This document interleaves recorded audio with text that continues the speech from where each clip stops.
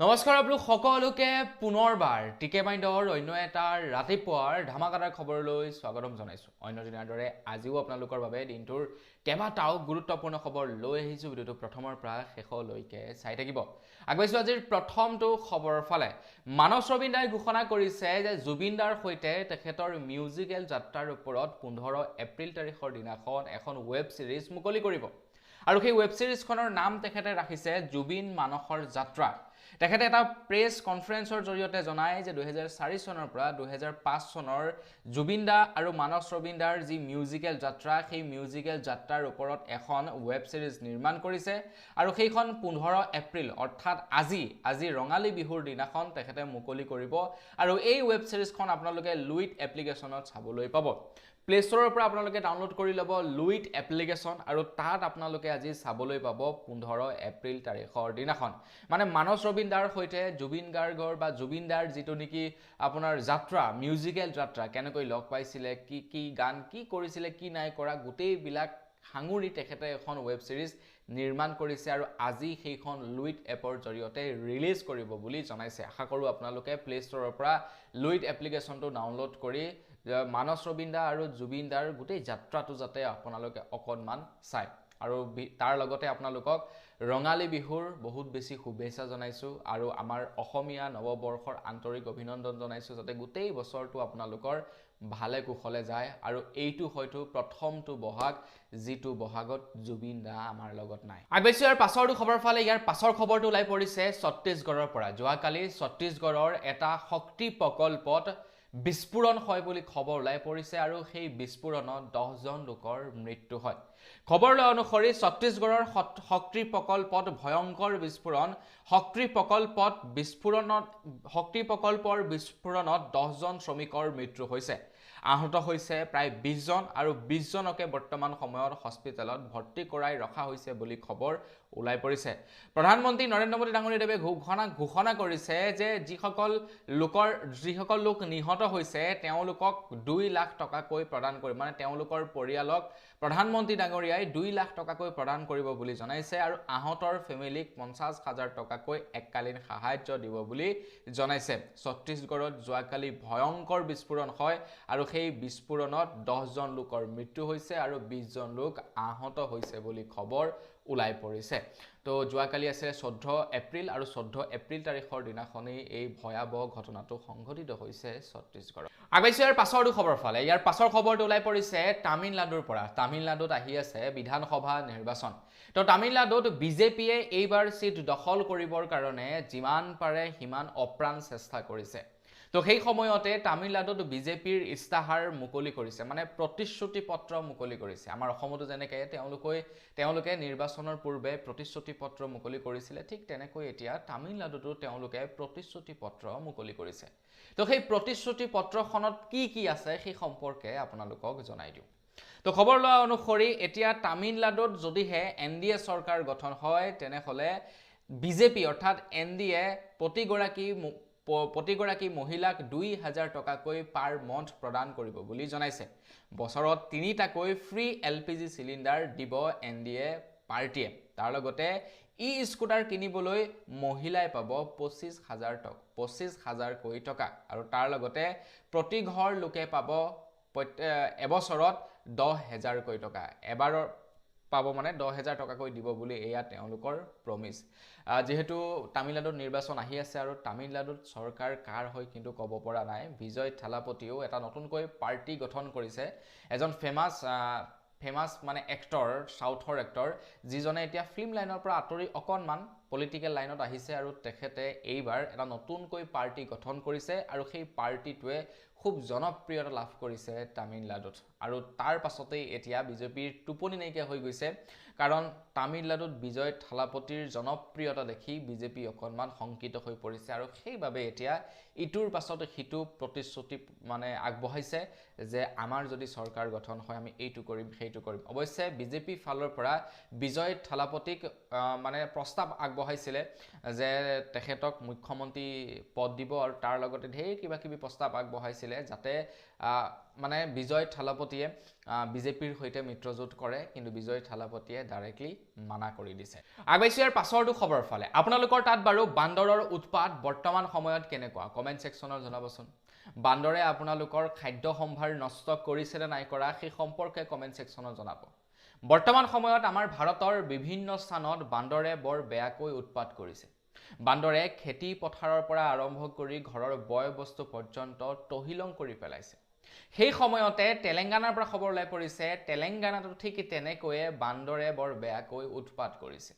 আৰু বান্দৰক হত্যা কৰিবৰ কাৰণে মানে বান্দৰক মাৰিবৰ কাৰণে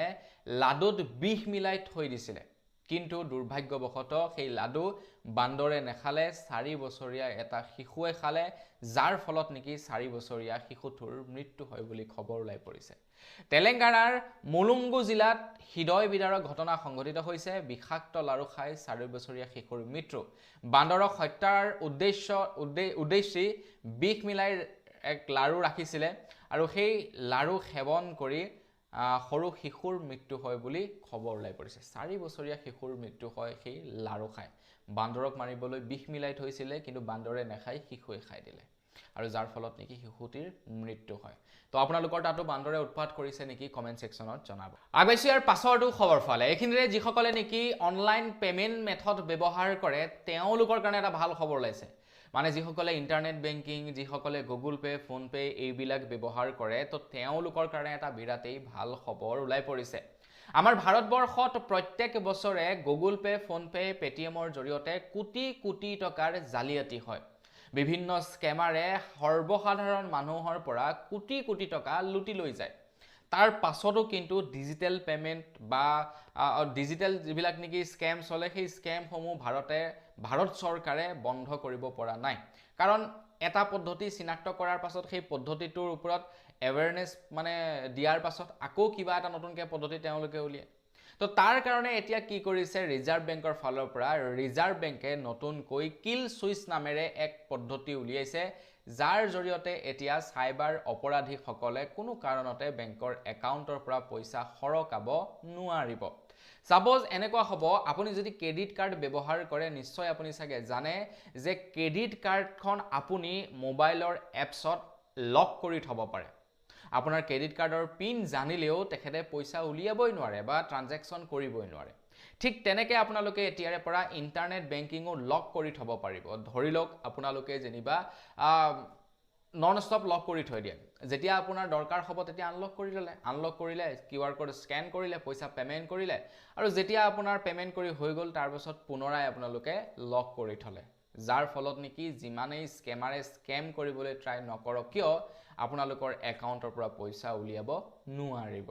এইটো অৱশ্যে ক্ৰেডিট কাৰ্ডত থাকে কিন্তু এতিয়াৰে পৰা অনলাইন পেমেন্টৰ ক্ষেত্ৰতো অনলাইন বেংকিংৰ ক্ষেত্ৰতো এই নিয়মটো প্ৰযোজ্য কৰিব বুলি জনাইছে ৰিজাৰ্ভ বেংকে আৰু ইয়াৰ নাম ৰাখিছে কিল সুইচ যাৰ ফলত নেকি এতিয়াৰে পৰা পইচা অনলাইন পেমেন্টৰ ক্ষেত্ৰত যথেষ্ট পৰিমাণৰ সুবিধা হ'ব বা অনলাইন পেমেন্টটো খুব সিকিউৰ হ'ব আগবাইছো ইয়াৰ পাছৰটো খবৰ ফালে এইখিনিতে এটা বিৰাটেই ভাল খবৰ ওলাই পৰিছে বৈজ্ঞানিকসকলে এনেকুৱা এটা মেটেৰিয়েলৰ উদ্ভাৱন কৰিছে যিটো মেটেৰিয়েলে অটোমেটিক্যালি হিল হৈ পৰে যিটো মেটেৰিয়েলে নিজেই নিজকে ৰিপেয়াৰ কৰিব পাৰে সাপোজ ধৰি লওক আপোনাৰ হাতখনৰ ইয়াতে এটা কাট লাগিলে তো আপোনালোকে কিছুদিনৰ পাছত চাব সেই কাটটো অটোমেটিক্যালি ফিল আপ হৈ যাব নাইকিয়া হৈ যাব আপোনাৰ অকনমান বিষ অনুভৱ হ'ব আপোনালোকে কষ্ট পাব পাৰে কিন্তু অটোমেটিক্যালি সেই বিষটো নাইকিয়া হৈ যায় মানে কটা জায়গাডোখৰ নাইকিয়া হৈ যায় হয় নহয় কওকচোন বাৰু ঠিক তেনেকে আপোনালোকে এজোপা গছৰ লগতো চাবচোন গছ এজোপাত আপোনালোকে ঘাপ এটা মাৰি থব লাহে লাহে সময়ৰ লগে লগে চাব সেই ঘাপটো ফ্লাপ হৈ যাব তো এইটো হৈ গ'ল অটোমেটিক হিলিং পাৱাৰ এইটো মানুহৰ ক্ষেত্ৰত থাকে এইটো গছ-গছনি প্ৰকৃতিৰ ক্ষেত্ৰত থাকে কিন্তু বৈজ্ঞানিকসকলে এতিয়া এনেকুৱা এটা মেটেৰিয়েলৰ উদ্ভাৱন কৰিছে যিটো মেটেৰিয়েল ভাঙি যোৱাৰ পাছত সেই অটোমেটিক্যালি নিজকে পুনৰাই ৰিপেয়াৰ কৰি ল'ব পাৰিব অৱশ্যে এই মেটেৰিয়েলটো পূৰ্বতেও যিবিলাক নেকি আপোনাৰ ধৰি লওক বিভিন্ন ধৰণৰ স্পেচ মিছন কৰে সেই স্পেচ মিছন বিলাকত ভাৰতে ব্যৱহাৰ কৰিছে কিন্তু সেইবিলাক মানে একদম বহুত দামী আৰু ঠিক আছে হাই ফাই মানে মেটেৰিয়েল কিন্তু এতিয়া সাইন্টিষ্টসকলে 1012 লৈকে নিজকে ৰিপেয়াৰ কৰিব পৰা মানে মেটেৰিয়েল উদ্ভাৱন কৰিছে যিবিলাক মেটেৰিয়েল নেকি এতিয়াৰে পৰা বাইকৰ ইঞ্জিন গাড়ীৰ ইঞ্জিন যিবিলাক নেকি এৰোপ্লেন এইবিলাক বস্তুত ব্যৱহাৰ কৰিব যাতে কেতিয়াবা কিবা কাৰণত এক্সিডেণ্ট হ'লেও বস্তু যদি ভাঙি যায় অটোমেটিকলি হি যাতে নিজকে হিল কৰিব পাৰে ঠিক আছে তো তাৰ কাৰণে এই মেটেৰিয়েলৰ উদ্ভাৱন কৰিছে বুলি খবৰ ওলাই পৰিছে আগবেছিয়াৰ পাছৰটো খবৰ ফালে বৰ্তমানৰ বিজেপি চৰকাৰে উন্নয়নমূলক কাম-কাজ কৰিবলৈ যাওঁতে গছ-গছনি কটা হয়তো আপোনালোকে দেখা পাইছে যেনে ৰাস্তা নিৰ্মাণ কৰিবলৈ গৈছে গছ কাটিছে যেনে এটা বৃহৎ কিবা নিৰ্মাণ কৰিবলৈ গৈছে তাতো গছ-গছনি কাটিছে যেনেকৈ নেকি আমাক উন্নয়ন লাগিব ঠিক তেনেকৈ কিন্তু আমাক গছ-গছনিও দৰকাৰ আছে গছ-গছনিৰ অবিহনে বা প্ৰকৃতিৰ অবিহনে আমি জীয়াই থাকিব নোৱাৰো হয় নে নহয় আপোনালোকে নিজেই কওক জুবিন দায়ও ইয়াৰ প্ৰতিবাদ সাব্যস্ত কৰিছিলে এতিয়া বাৰু প্ৰতিবাদ কৰিবৰ কাৰণে মানুহ খুব কমি গ'ল কিন্তু জুবিন দাই প্ৰকৃতিক খুব ভাল পাইছিলে যাৰ কাৰণে নেকি বিজেপিৰ এনে কাম-কাজ বিলাকক তেখেতে বিৰোধিতা কৰিছিলে বাৰু যি কি নহওক আমি বিভিন্ন সময়ত দেখা পাই আহিছো ফ্লাইঅভাৰ নিৰ্মাণৰ বাবে ৰাস্তা নিৰ্মাণৰ বাবে দলঙৰ নিৰ্মাণৰ বাবে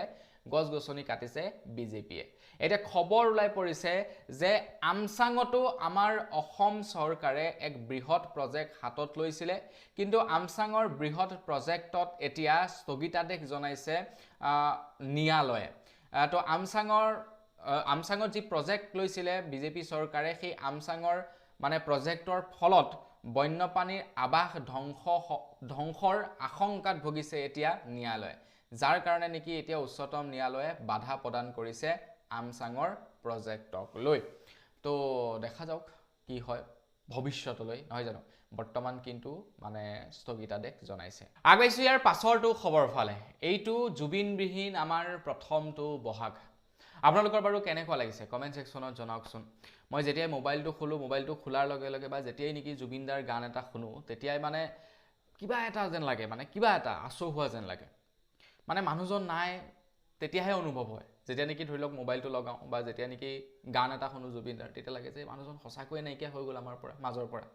আপোনালোকৰ কেনেকুৱা ফিল হৈছে কমেন্ট সেকশনত জনাব এটা খুব মানে দুখ অনুভৱ হৈছে মনত আৰু যি কি নহওক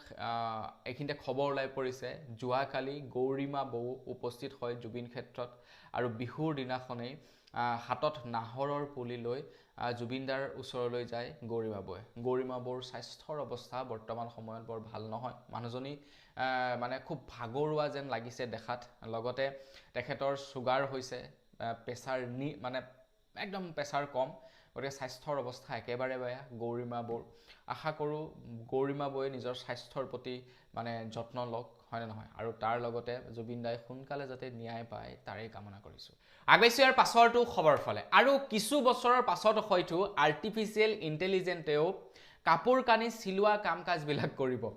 মানে যেনেকৈ নেকি বৰ্তমান কাপোৰ কানিবিলাক মানুহে চিলাই ন লাহে লাহে সেই কাপোৰ কানিবিলাকো কিন্তু আৰ্টিফিচিয়েল ইণ্টেলিজেন্টে চিলাবলৈ ল'ব কিয়নো এতিয়া আৰ্টিফিচিয়েল ইণ্টেলিজেন্টক ট্ৰেইন কৰি থকা হৈছে কাপোৰ কানি চিলাবৰ বাবে ধৰি লওক এটা জোখ দি দিব কম্পিউটাৰত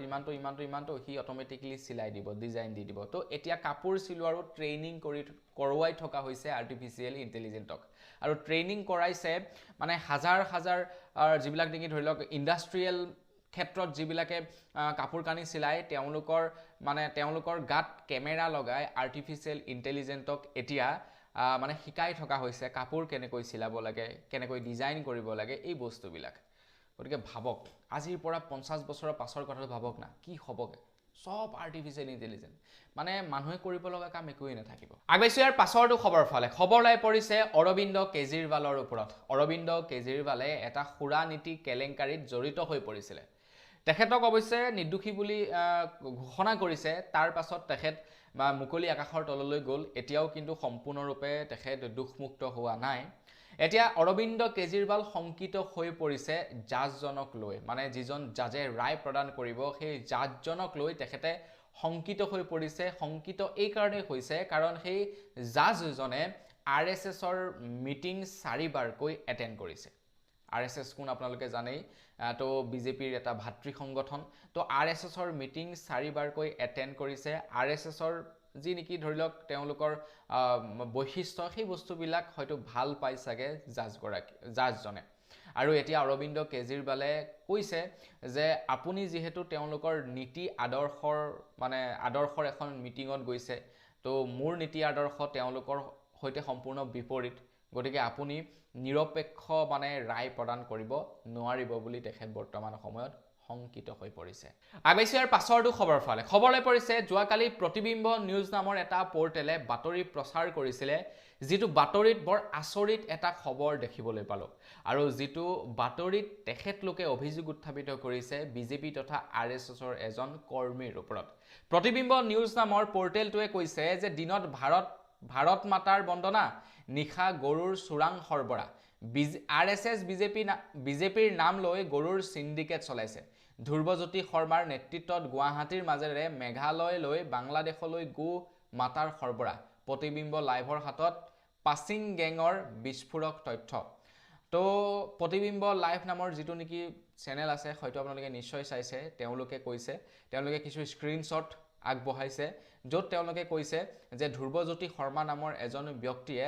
আপোনাৰ গৰু সৰবৰাহ কৰে বাংলাদেশলৈ বুলি। এতিয়া বাতৰিটো কিমান দূৰ সত্য এই সম্পৰ্কত ক'ব নোৱাৰিম, তেওঁলোকে কিন্তু বাতৰি প্ৰচাৰ কৰিছে। সম্পূৰ্ণ বাতৰিটো বা প্ৰতিবেদনটো চাব বিচাৰিলে প্ৰতিবিম্ব লাইভত চাই ল'ব। আগবাইছো ইয়াৰ পাছৰটো খবৰ ফালে। ইয়াৰ পাছৰ খবৰটো ওলাই পৰিছে ৱেষ্ট বেংগলৰ পৰা। ৱেষ্ট বেংগলতো আহি আছে নিৰ্বাচন, বিধানসভা নিৰ্বাচন আহি আছে, আৰু ৱেষ্ট বেংগলতো এইবাৰ চৰকাৰ গঠন কৰিবৰ কাৰণে যিমান পাৰে যুঁজা চলাইছে বিজেপিয়ে। যিহেতু ৱেষ্ট বেংগলত আছে তৃণমূল কংগ্ৰেছৰ চৰকাৰ, অৰ্থাৎ মমতা বেনাৰ্জীৰ চৰকাৰ, তো মমতা বেনাৰ্জীক অতৰাই এতিয়া বিজেপিয়ে তাতে আধিপত্য স্থাপন কৰিবৰ কাৰণে চেষ্টা কৰিছে। যোৱাকালি অমিত শ্বাহ আহিছিলে